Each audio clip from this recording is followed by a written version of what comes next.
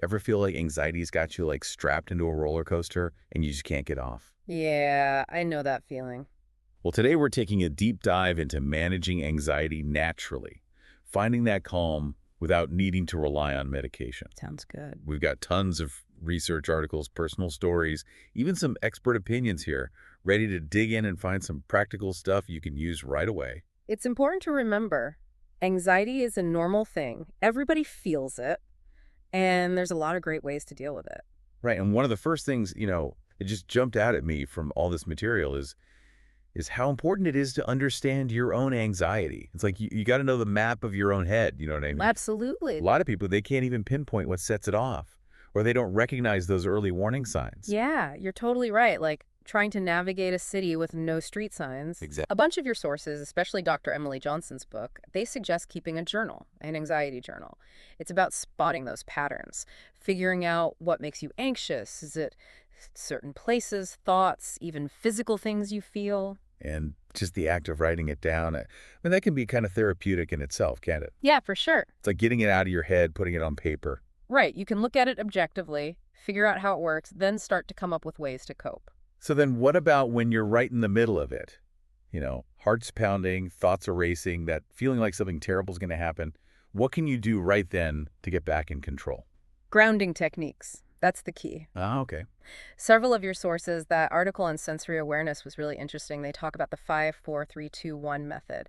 It's all about using your senses to pull yourself back to the present moment, away from those anxious thoughts. So it's like hitting the pause button on that mental chaos. You got it. 5 things you see, 4 things you can touch, 3 things you hear, 2 you smell, 1 you taste. Sounds almost too simple. Simple, but man, it works. And the important thing, your sources really stress this. Practice it, even when you're feeling good. That way it's automatic when those anxious feelings hit. Like having a mental first aid kit ready to go. Exactly. You mentioned mindfulness earlier, and that seems to be a big theme running through all this stuff we're looking at.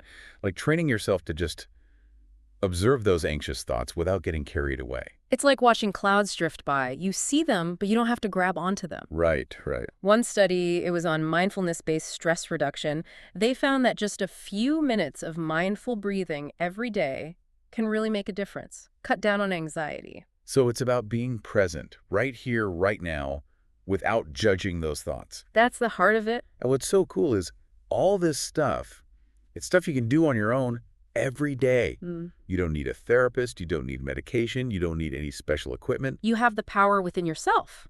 And it's not just about what's going on inside. Your sources talk a lot about lifestyle changes, too. Cutting back on caffeine, making sure you get enough sleep, getting some exercise.